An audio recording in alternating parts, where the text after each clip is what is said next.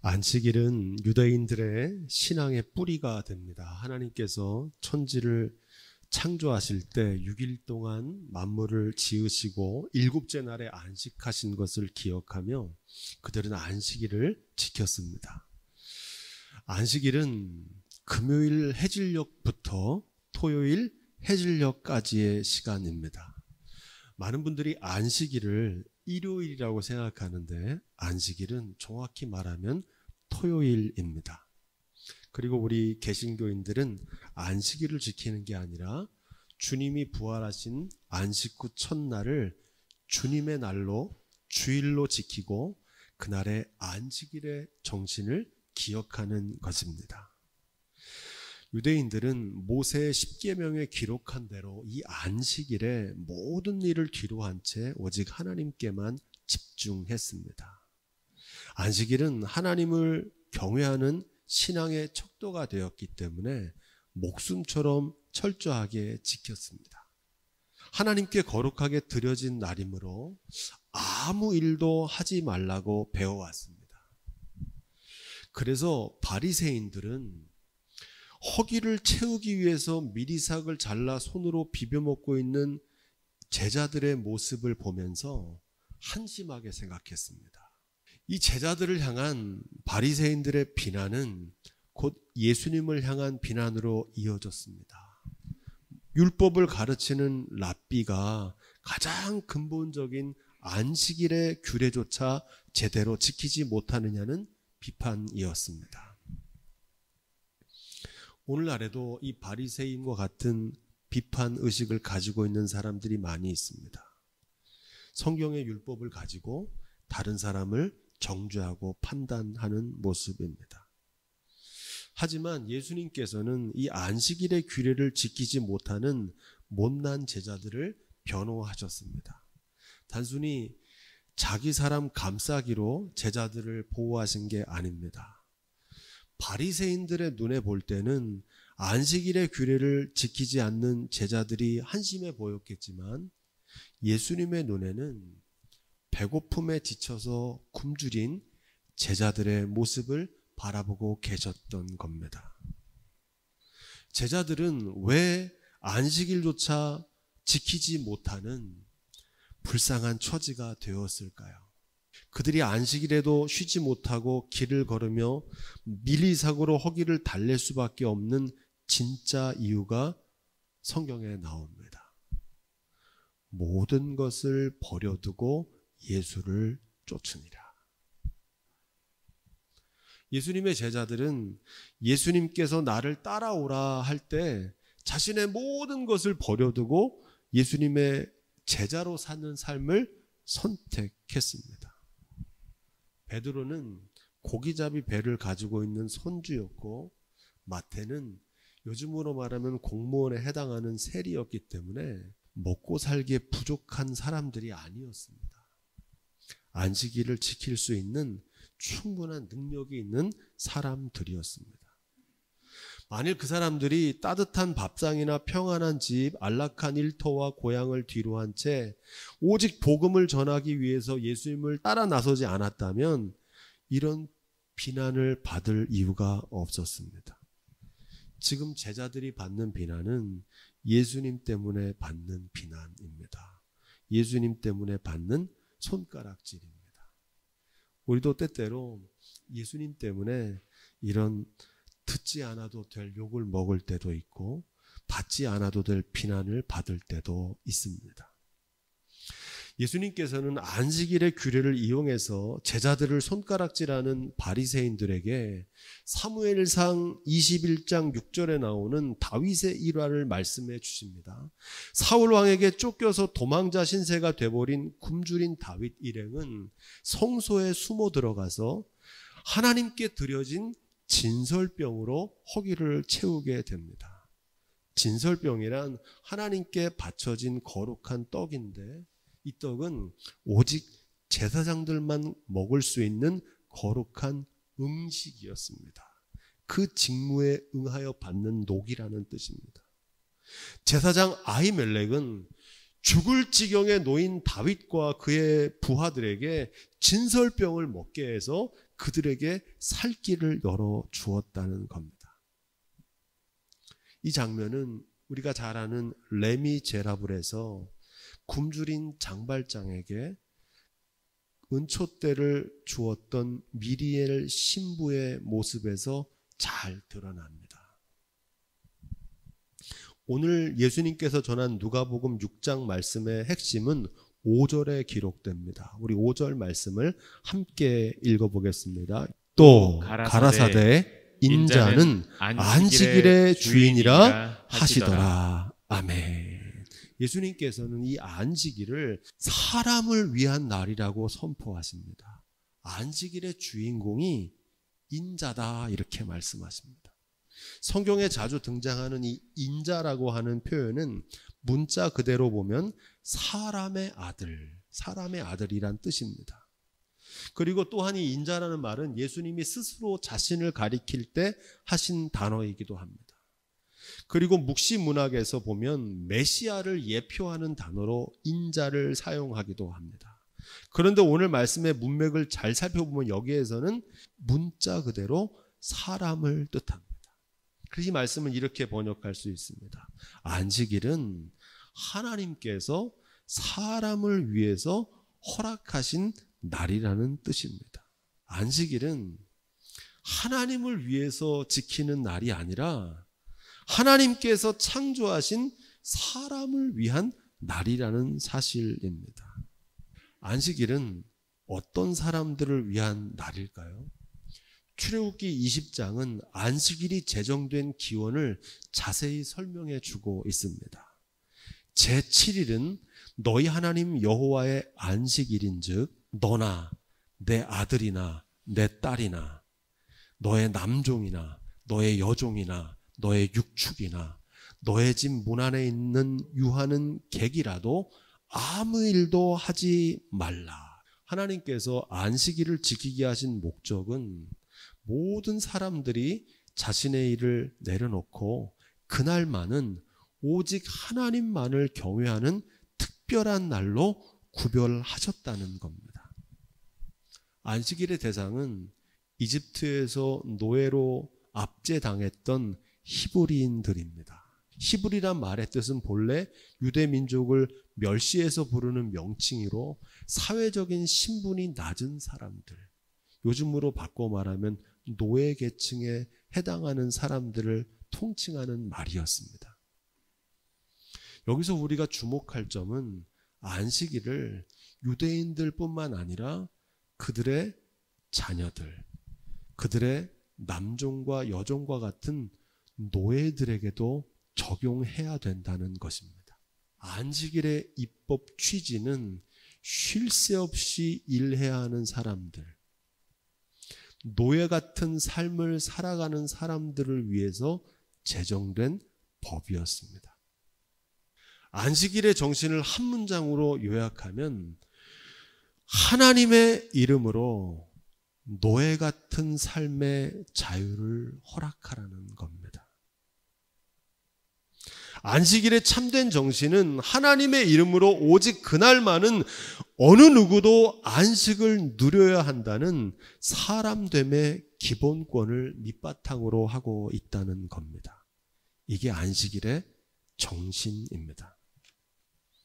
안타깝게도 이 바리새인들은 안식일의 참된 정신을 망각한 채 아무 일도 하지 말라는 형식적인 문장에만 집착하고 있었던 겁니다.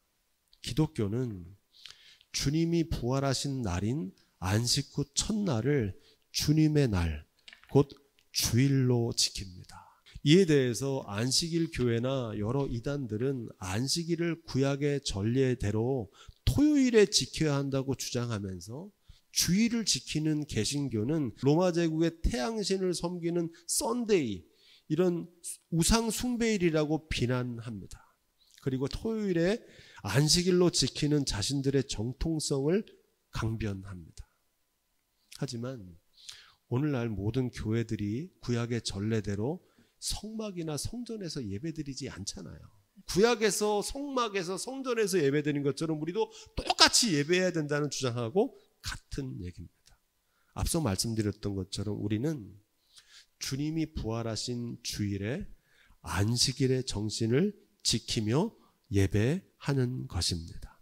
토요일을 안식일로 지키든 일요일을 주일로 지키든 우리가 진정으로 지키고 기억해야 될 것은 안식일 자체가 아니라 안식일의 참된 정신입니다.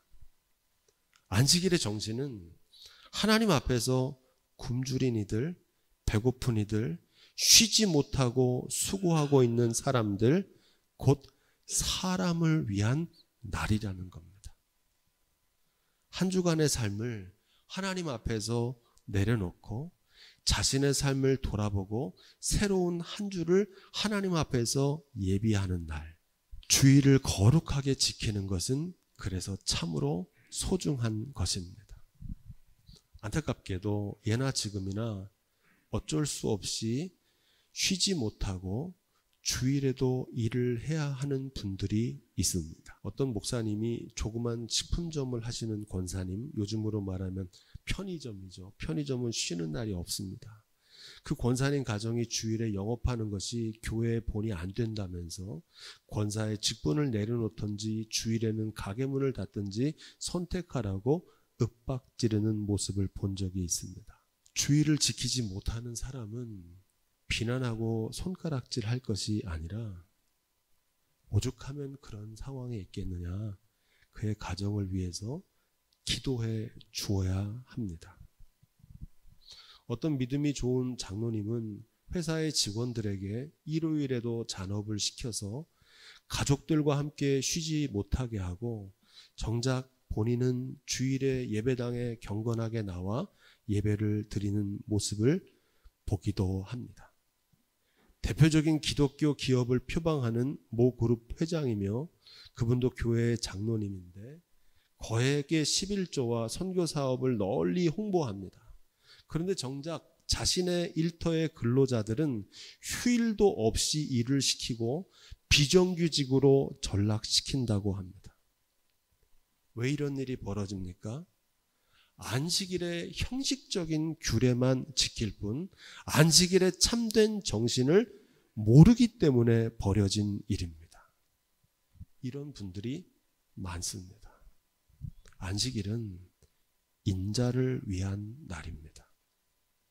바로 나 자신과 이웃들을 위한 날입니다. 수고하고 무거운 짐을 지고 살아가야만 하는 누구나 반드시 쉬어야 한다는 사실을 증거합니다. 이 참된 안식일의 정신을 지키려면 각박한 현실 때문에 쉴 새 없이 일해야 되만 하는 이웃들을 위한 배려와 노력을 게을리해서는 안 됩니다. 이건 역시 거룩하게 안식일을 지키는 일이기 때문입니다. 오늘 우리가 함께 읽은 구약의 전도서 말씀은 이 안식일의 정신을 아주 쉽고 분명하게 증거합니다. 전도서 10장 10절 말씀, 우리 그런 의미에서 다시 한번 읽어볼까요? 무딘 철 연장 날을 갈지 아니하면 힘이 더 드느니라. 오직 지혜는 성공하기에 유익하니라. 아멘. 이 말씀을 메시지 성경은 이렇게 번역합니다. 잊지 말아라. 도끼날이 무딜수록 일은 더 고된 법이다. 머리를 써라. 머리를 많이 쓰면 힘쓸 일이 적어진다. 이렇게 말합니다. 여러분, 쉬지 않고 도끼질을 하는 사람보다 50분간 도끼질을 하고 10분간 쉬는 사람이 더 많은 일을 한다고 합니다. 그 이유는 쉬는 10분 동안 도끼날을 갈기 때문에 그렇습니다. 이것은 우리의 일상의 삶의 노동의 학습에도 그대로 적용됩니다. 반드시 쉬어야 그 일의 효율성도 높고 오래 할 수 있습니다. 일하는 것이 중요한 만큼 쉼도 중요합니다. 우리의 삶의 성공과 성취의 필수적인 요소는 일을 많이 하고 잘하는 것도 있지만 안식과 쉼이 필수적이라는 사실을 여러분 꼭 기억하십시오. 일의 속도보다 방향이 중요하듯 열심히 일하는 것만큼 적당한 휴식도 반드시 필요합니다. 일을 자주 많이 하는 것보다 효과적으로 효율적으로 일해야 생산성이 더 높기 때문입니다. 바쁠수록 기도하라는 말을 저는 참 좋아합니다. 멀리 가려면 반드시 주유소에 연료를 채워야 하고 맛있는 요리를 하려면 먼저 칼날을 예리하게 갈아야 되는 것처럼 하나님 앞에서 예배하는 주의를 지키고 하나님께 기도하는 것은 나 자신의 삶을 더 잘 살아가기 위한 재충전의 시간이 된다는 사실을 여러분 꼭 기억하시기를 주님의로 부탁을 드립니다. 그리고 이것을 반드시 삶에 적용하십시오. 어려운 얘기가 아닙니다. 일할 때는 일하시고 쉴 때는 쉬는 지혜를 가지시라는 겁니다. 성경은 한 주간의 하루를 구별하는 안식일과 더불어서 안식년의 제도를 가르칩니다. 이 레위기에 나오는 안식년은 6년 동안 열심히 거둬들인 땅을 7년째 되는 해에 내버려 두고 경작하지 않고 쉬게 하는 겁니다. 그렇게 하는 이유는 그 쉬는 동안에 그 땅이 그동안 사용했던 뽑아먹었던 지력을 다시 잘 보강해서 그 다음에 더 많은 소출을 얻을 수 있는 지혜입니다. 이 안식년의 제도는 토지뿐만 아니라 사람에게도 적용됩니다. 그래서 선교사님들은 반드시 법적으로 6년 동안 선교지에서 일하고 1년 동안은 안식년을 지키도록 정해 놓은 것입니다. 대학의 교수님들도 안식년을 통해서 6년 동안 열심히 자신이 연구한 것을 가르치고 1년 동안은 안식년을 통해서 재정비하는 시간을 갖게 됩니다. 어려운 얘기가 아니고 학교 선생님들이 방학 때 재충전의 기회를 가져서 한 학기 동안 더 열심히 달려갈 수 있게 하는 것과 마찬가지입니다. 오래전부터 목회자 안식년 제도를 도입하는 교회들이 더러 있습니다. 하지만 물리적으로 잘 지켜지지 않습니다. 저도 지난 21년 동안 쉼 없이 달려왔습니다. 올해가 21년째니까 세 번째 안식년을 지켜야 될 때이지만 단 한 번도 안식년을 하지 못한 것도 이와 같은 이유입니다. 그럼에도 참 감사한 것은 저는 7년이 될 때마다 하나님께서 안식할 수 있는 기회를 주셨어요. 이처럼 전도서에는 일과 쉼의 균형을 강조하는 말씀이 자주 등장합니다. 전도서 10장 18절로 19절 이렇게 말합니다. 게으른 석가래가 퇴락하고 손이 풀어진 즉 집이 새느니라. 부지런하고 성실하게 일하는 거죠. 이렇게 이어집니다. 잔치는 희락을 위해 베푸는 것이요 포도주는 생명을 기쁘게 하는 것이나 돈은 범사에 응용이 되느니라. 열심히 일하는 것과 더불어서 삶의 여유를 만끽하는 지혜를 전합니다. 메시지 성경은 이렇게 번역합니다. 빵이 있는 곳에 웃음이 있고 포도주는 인생의 생기를 더해준다. 그러나 세상이 굴러가게 하는 것은 돈이다. 일과 쉼의 균형. 요즘 말하는 워크 앤 라이프를 줄여서 하는 워라벨의 지혜입니다. 기독교는 금욕주의가 아닙니다. 기독교는 도리어 절제를 말한다고 말할 수 있습니다. 금욕이 아니고 절제입니다. 지나치면 좋지 않다는 과유불급의 지혜를 전하는 것입니다. 왜냐하면 인간은 영적이며 육적인 존재로 지음받았기 때문에 말씀으로만 살 수 없고 떡도 필요하고 돈도 필요합니다. 성경이 전하는 핵심은 떡이나 돈이 우리의 삶의 주인이 돼서는 안 된다는 것이지 떡이나 돈이 나쁘다는 말이 아닙니다. 사랑하는 자여 내 영혼이 잘된 같이 범사가 잘되고 강건하기를 간구하노라. 몸의 양식과 건강을 구하는 것만큼 영혼의 양식과 마음의 건강도 함께 균형 있게 추구하며 살아가는 지혜를 증거하고 있는 줄로 믿습니다. 떡보다 말씀의 우선순위를 두고 살라는 겁니다. 마음에서 삶이 나오기 때문입니다. 전도서 7장 12절은 이렇게 말합니다. 지혜도 보호하는 것이 되고 돈도 보호하는 것이 되나 지식이 더욱 아름다움은 지혜는 지혜 얻은 자의 생명을 보존함이라. 여기서 말하는 지식은 안식일, 일과 쉼의 균형을 말하는 워라벨의 지혜를 뜻합니다. 지혜도 좋지만 돈까지 있으면 더 좋다. 특히 살아있는 동안에 둘 다 얻으면 더 좋다. 지혜와 부, 이 둘은 이중 보호 장치와 같다. 게다가 지혜를 얻는 자는 활력까지 덤으로 얻는다. 이 지혜가 저와 여러분들의 삶 가운데 있기를 주님의 축복드립니다. 참으로 균형 감각이 돋보이는 말씀입니다.